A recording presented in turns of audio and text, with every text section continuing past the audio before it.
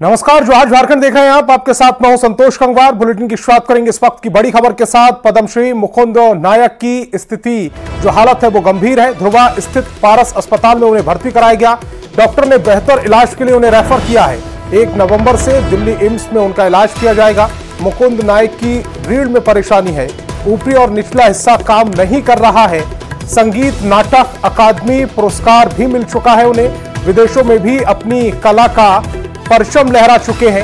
इस वक्त की बड़ी खबर रांची से आपको बता रहे हैं, जहां पर पद्मश्री मुकुंद नायक की जो हालत है, स्थिति है, वो अच्छी नहीं बताई जा रही है। ध्रुवा स्थित पारस अस्पताल में वो भर्ती है।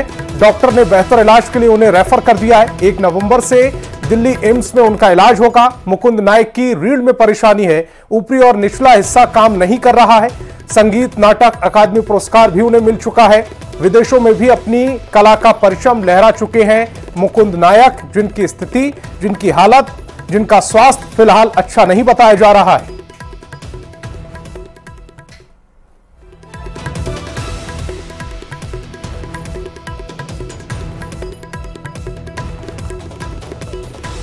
और गौरव झा हमारे संवाददाता ज्यादा जानकारी के साथ फोन लाइन पर जुड़ रहे हैं। गौरव, बताया जा रहा है कि मुकुंद नायक की स्थिति ज्यादा अच्छी नहीं है। 1 नवंबर से दिल्ली में उनका इलाज कराया जाएगा।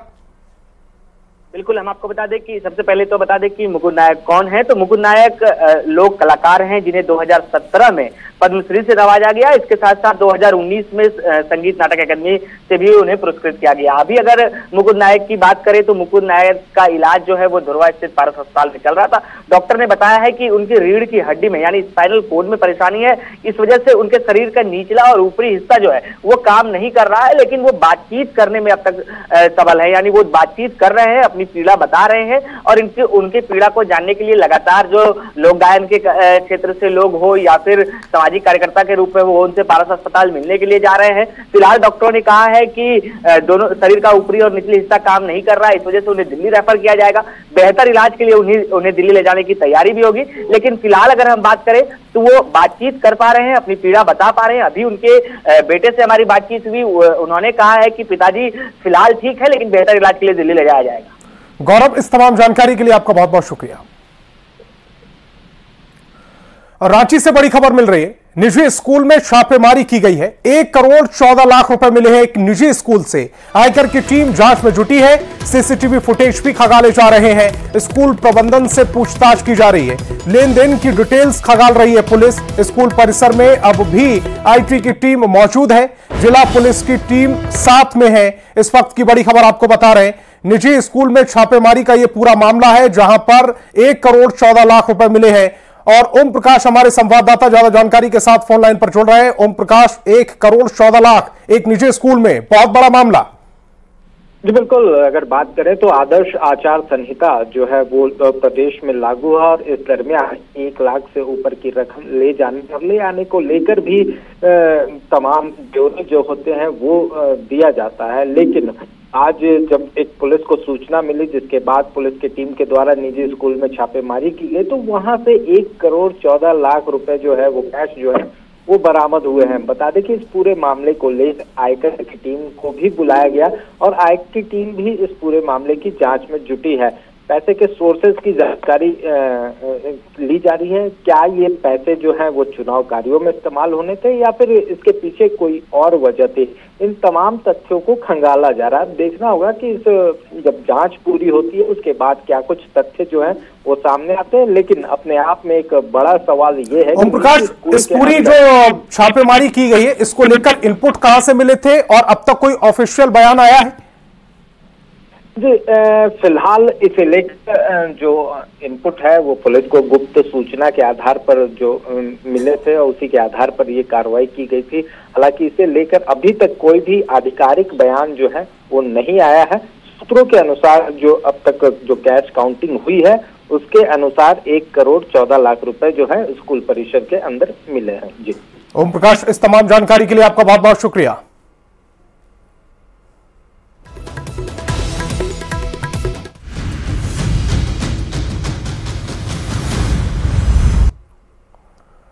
और अब बात विधानसभा चुनाव की। सीएम फेस को लेकर हिमंता बिस्वा शर्मा ने एक बड़ा बयान दिया है। एनडीए में सीएम का चेहरा अभी तय नहीं है, यह हिमंता बिस्वा शर्मा ने बयान दिया है। हमारा लक्ष्य अच्छे सीएम को चुनना होगा। सीएम शपथ लेते ही सीजीएल परीक्षा को रद्द करेंगे। पहले दिन ही गोगो दीदी योजना की शुरुआत कर दी जाएगी, यह बड़ा बयान दिया है। सबसे बड़ी बात उन्होंने ये बोली है कि एनडीए में सीएम का चेहरा अभी तय नहीं है, हमारा लक्ष्य अच्छे सीएम का चुनाव करना होगा। सीएम शपथ लेते ही सीजीएल परीक्षा को रद्द करेंगे, क्योंकि सीजीएल परीक्षा को रद्द करने की मांग लगातार चल रही है और उसको रद्द करने का आश्वासन दिया गया है। पहले दिन से ही गोगो दीदी योजना शुरू कर दी जाएगी।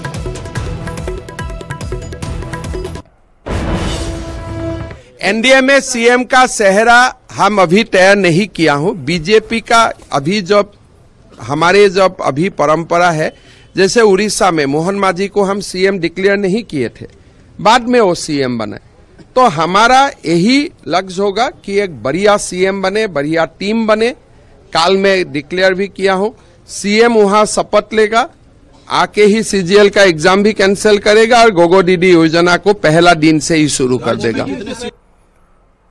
और चाईबासा से बड़ी खबर मिल रही है। झारखंड बीजेपी के सह चुनाव प्रभारी हिमंता बिस्वा शर्मा चाईबासा पहुंचे। उन्होंने प्रधानमंत्री के दौरे को लेकर बीजेपी नेताओं के साथ बैठक की। बैठक में प्रधानमंत्री के कार्यक्रम की तैयारी को लेकर चर्चा की। वहीं टिकट न मिलने से असंतुष्ट नेताओं से भी हिमंता बिस्वा शर्मा ने मुलाकात की। 4 नवंबर को प्रधानमंत्री जी चाईबासा आएंगे और साथ में और एक कार्यक्रम होगा। कार्यक्रम ऐतिहासिक हो, अच्छा हो, इसीलिए मैं यहाँ आए थे। और आते आते कोई सारे अच्छा खबर भी मिले। मंगल गिलुआ जी भी नामांकन विड्रॉ कर रहा है और मझगांव में भी विड्रॉ हो रहा है। झारखंड के विधानसभा चुनाव में भाजपा के लिए कोल्हान की सीटें कितना महत्वपूर्ण है, इसका अंदाजा इस बात से लगाया जा सकता है कि प्रधानमंत्री नरेंद्र मोदी की चुनावी सभा झारखंड में 4 नवंबर को 2 जगह होने वाली है। उनकी पहली सभा पलामू में होगी और दूसरी सभा यहाँ चाईबासा में होगी।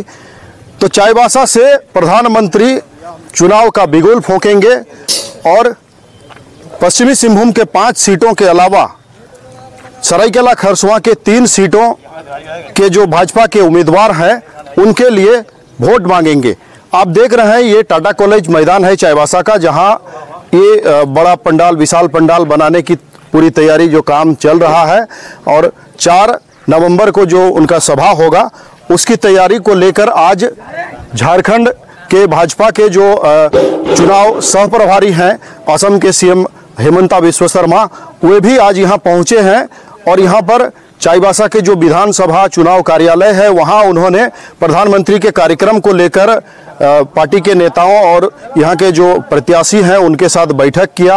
हिमंता बिस्वा शर्मा का दावा है कि इस बार कोल्हान में भाजपा का प्रदर्शन चुनाव में अच्छा रहेगा और अधिक से अधिक सीटें यहाँ पर भाजपा जीतेगी। रुपेश प्रधान, न्यूज 18 चाईबासा। पूरा देश दिवाली का त्योहार मना रहा है। झारखंड बीजेपी के चुनाव प्रभारी शिवराज सिंह चौहान ने प्रदेशवासियों को दिवाली की शुभकामनाएं दी और लोगों से झारखंड को भ्रष्टाचार, लूट के अंधेरे से निकालने की अपील की है। शिवराज सिंह चौहान ने कहा कि जेएमएम कांग्रेस की सरकार में झारखंड के लोग खुश नहीं हैं और राज्य में तभी प्रकाश होगा जब यहां बीजेपी की सरकार बनेगी। जेएमएम और कांग्रेस की सरकार के रहते हुए झारखंड वासी सुखी नहीं रह सकते। झारखंड में आज घोर अंधकार है। झारखंड में कुशासन का अंधकार है। झारखंड में भ्रष्टाचार का अंधकार है। झारखंड में विकास ठप पड़ा हुआ है। झारखंड को अगर बचाना है तो दीपावली के बाद जो चुनाव होने वाले हैं, मैं अपील करता हूं यहां की जनता जनार्दन से कि भारतीय जनता पार्टी एनडीए की सरकार लेकर आए, तब यहां विकास का प्रकाश फैलेगा। और लोहरदगा से आजसू उम्मीदवार नीरू शांति भगत के लिए चुनाव प्रचार के लिए सुदेश महतो पहुंचे। इस दौरान सुदेश महतो ने हेमंत सरकार और लोहरदगा के मौजूदा विधायक पर निशाना साधा। सुदेश महतो ने कहा कि इस बार के चुनाव में जनता परिवर्तन का मूड बना चुकी है और यहां से आजसू की जीत तय है, क्योंकि यहां के विधायक ने मंत्री होकर भी विकास काम नहीं किया। जहां तक चुनाव और प्रतिद्वंदी की बात, प्रतिद्वंदी को 5 साल तक विधायक और मंत्री के रूप में लोहरदगा की जनता ने देख लिया। किसी भी जनसाधारण से बिना प्रभावित हुए अगर आप पूछेंगे तो उनका जवाब कैंडिडेट के चयन में विपक्ष पर ना ही आएगा। सर, क्या लगता है इस बार राज्य में सरकार बदलेगी क्या? बिल्कुल एनडीए की सरकार आएगी। हॉट सीट हो चुकी जामताड़ा में बीजेपी उम्मीदवार सीता सोरेन की जीत सुनिश्चित करने के लिए बाबूलाल मरांडी लगातार रणनीति बनाने में जुटे हैं और जिला बीजेपी कार्यालय में बाबूलाल मरांडी ने आदिवासी मोर्चा के कार्यकर्ताओं के साथ सीधा संवाद किया और चुनाव की रणनीति बनाई। इस मौके पर बाबूलाल मरांडी ने एक बार फिर मंत्री और कांग्रेस विधायक इरफान अंसारी के विवादित बयान को लेकर निशाना साधा और कहा कि कांग्रेस की यह मानसिकता है कि वो महिलाओं को सम्मान नहीं देते और इस चुनाव में सभी महिलाएं मिलकर इरफान अंसारी से बदला लेंगी। क्या है भाई, कांग्रेस पार्टी की मानसिकता है, कांग्रेस पार्टियों को महिलाओं को कोई सम्मान नहीं देती। महिलाओं के बारे में कांग्रेस पार्टी के नेताओं की क्या सोच है वो इरफान के मुंह से वो निकल गया, जो सच्चाई है। और इसीलिए अब यहाँ के जो माँ बहनें उनसे नाराज है। अब इस चुनाव में सब माँ बहनें उससे बदला लेंगी। बीजेपी की प्रस्तावित गोगो दीदी योजना पर सियासत जारी है। हेमंत बिस्वा शर्मा ने कहा है कि बीजेपी की सरकार बनते ही कैबिनेट की पहली बैठक में इस योजना को मंजूरी दे दी जाएगी, जिस पर जेएमएम ने पलटवार किया है और कहा है कि गोगो दीदी योजना का अब कोई नाम नहीं ले रहा है। झारखंड मुक्ति मोर्चा ने चुनावी भत्ते की तरह मैया सम्मान योजना को लागू किया। हेमंत बिस्वा शर्मा जी ने तो चुनौती दी थी कि 1,000 रुपए के हिसाब से भी एक ही बार 60,000 रुपया 5 वर्षों का महिलाओं के खाते में डाल दे। जेएमएम ने नहीं डाला और अब हमारे गोगो दीदी योजना के 2100 रुपए की घोषणा के बाद ये कह रहे हैं कि ये 2500 रुपए में दिसंबर से लागू करेंगे। यानी मुख्यमंत्री जब मुख्यमंत्री ही नहीं रहेंगे तो कौन सी योजना लागू होगी साहब? तो यानी ना राधा रहेगी, ना नॉर्मन तेल होगा, ना राधा नाचेगी। झारखंड का पब्लिक बोका है क्या? गोगो दीदी योजना का कहीं अब कोई चर्चा है? 2100 रुपया भाजपा देने के लिए बात करती है। हम 2500 देने का आदेश दे दिए हैं। गोगो दीदी अब इतिहास हो गया और ये ख्याली पुलाव पकाना छोड़ दे, आसाम में जाकर अपना राजकाज संभाले। यहाँ हेमंत की आवश्यकता है, हिमंता की आवश्यकता नहीं है। और हेमंत है तो हिम्मत है। लोहरदगा में भी चुनावी तैयारियां जोरों पर हैं। इस बीच इंडिया अलायंस के कांग्रेस उम्मीदवार डॉक्टर रामेश्वर उरांव ने युवा कांग्रेस के साथ बैठक की, जहां चुनावी रणनीति को लेकर मंथन हुआ। इस दौरान कई लोगों ने कांग्रेस पार्टी का दामन भी थामा, जिनका डॉक्टर रामेश्वर उरांव ने पार्टी में स्वागत किया। वहीं मीडिया से बात करते हुए कहा कि रामेश्वर उरांव ने इंडिया अलायंस की जीत का दावा किया है। बोलती है हमसे कि आप घूम क्यों रहे हैं?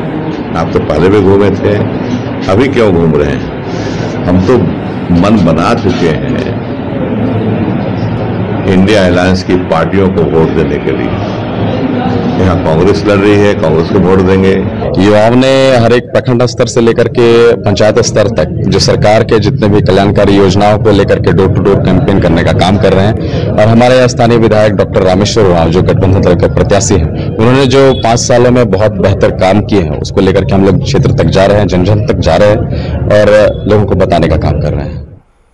चुनावी सरगर्मी के बीच प्रशासनिक तैयारियों के तहत रांची के अरगोड़ा इलाके में फ्लैग मार्च किया गया। इस मार्च में यूपी पुलिस के जवान भी शामिल रहे और इसका नेतृत्व रांची सिटी एसपी ने किया।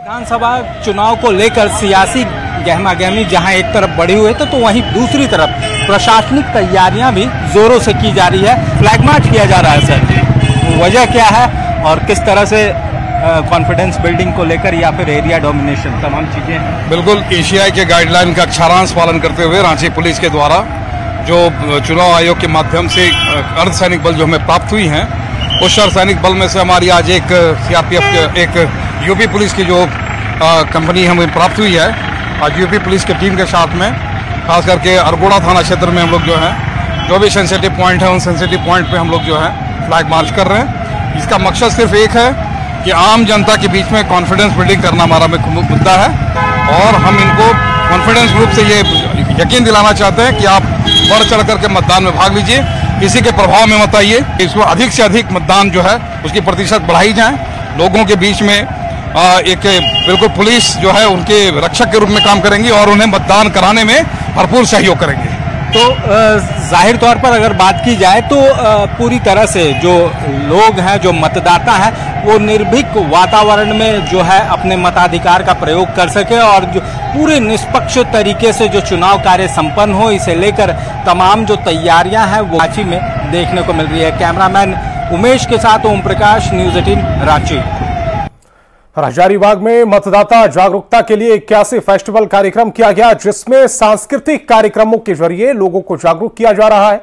निर्वाचन आयोग फर्स्ट टाइम वोटर को मतदान के लिए प्रेरित कर रहा है। संयुक्त मुख्य निर्वाचन पदाधिकारी सुबोध कुमार ने एक गाना लिखा है जो सोशल मीडिया पर धूम मचा रहा है। मोर 18 साल हो गई धुन पर आधारित यह गाना झारखंड में खासा लोकप्रिय हो रहा है।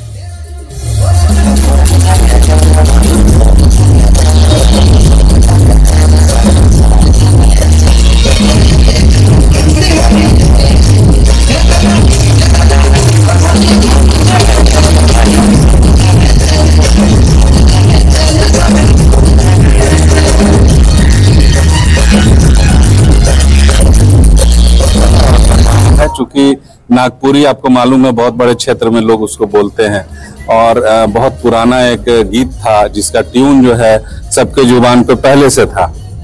इलेक्शन का नॉर्मली हम लोग गाना बनाते हैं तो कोई उसको सुनना नहीं चाहता या ध्यान नहीं देता है, तो ध्यान दिलाने के लिए ऐसे पॉपुलर ट्यून को चुना गया और उस पर मैंने एक गीत लिखा जो कि वोट करने के लिए अपील है सभी मतदाताओं को और वो बहुत ही सुंदर बना है।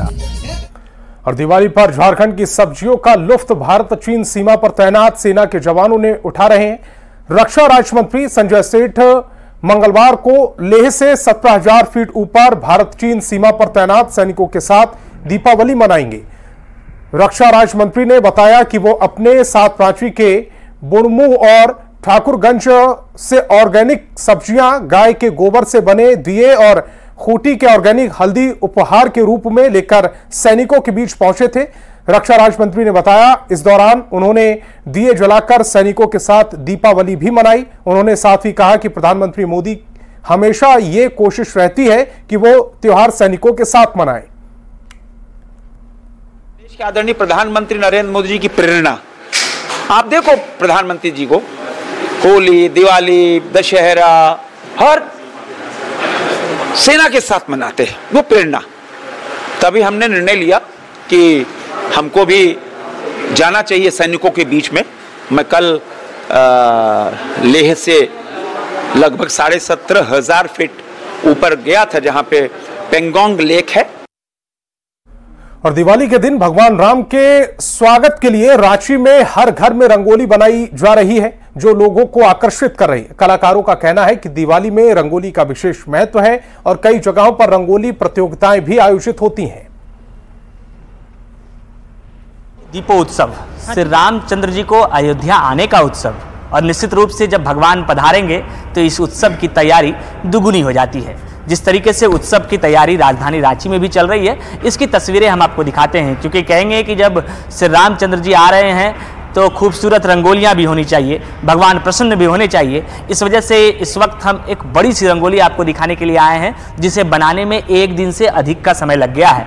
बनाने वाले कारीगर हैं हमारे साथ। सबसे पहले तो ये बताइए भैया, कितना टाइम लगा इसे बनाने में? देखिए, इसे बनाने में हम लोग लगभग 11 बजे स्टार्ट किए थे सुबह और शाम 6 बज गया था। ठीक है, पूरा दिन आप लोग? पूरा दिन लग गया है। हम लोग 7-8 जन मिल के बनाए हैं और हर साल हम लोग दीपावली के शुभ अवसर पर बनाते हैं। और जैसे आमतौर पे जैसे राम जी अयोध्या पधारे थे तो उनके स्वागत के लिए रंगोली बनाया गया था, उसी के शुभ अवसर पे हम लोग बनाते हैं। कितने लोग लगे इसे बनाने में? करीब हम लोग 8-9 जन थे। भगवान श्री राम को जब इनवाइट करते हैं, जब उनके वेलकम की तैयारी करते हैं, तो उसी तैयारी का एक पार्ट है जहाँ हम दीप जलाते हैं, विभिन्न रंगों से घर के सामने डिज़ाइंस बना के उनका वेलकम करते हैं, रंगोली बना के। तो वही एक कलरफुल इफेक्ट है उनके स्वागत के लिए। दिवाली की क्या तैयारी है, ये कितना इसका होगा, कुछ नाप जोक भी आप लोगों ने किया कि इतनी बड़ी है? नहीं, ये तो हम लोग फ्री हैंड बनाते ही गए हैं, ऐसा तो कुछ नाप नहीं था हमारा, बस मिलके मिल रहे हैं इस हाँ जी, बहुत मिल रहे हैं, बहुत सब लोगों ने। कलर्स का उपयोग आप लोगों ने किया? कम से कम हम लोग 10-12 से ऊपर ही कलर्स यूज़ किए हैं हम लोगों ने। ऐसा कलर सोच के नहीं करते, बस बनाते जाते विद फ्री हैंड, और सबके एक ग्रुप एफर्ट होता है सबको ऐसा स्वागत के लिए, तो सभी अपने आइडियाज़ इनपुट करते हैं और हम लोग बनाते जाते हैं। क्योंकि जब श्री रामचंद्र जी का आगमन होगा तो कोई भी इस उत्सव को फीका नहीं छोड़ना चाहता है। कैमरा पर्सन प्रभाकर के साथ गौरव झा, न्यूज़ 18 रांची। बिहार झारखंड में फिलहाल इतना ही। आप देखते रहिए न्यूज़ 18 बिहार झारखंड।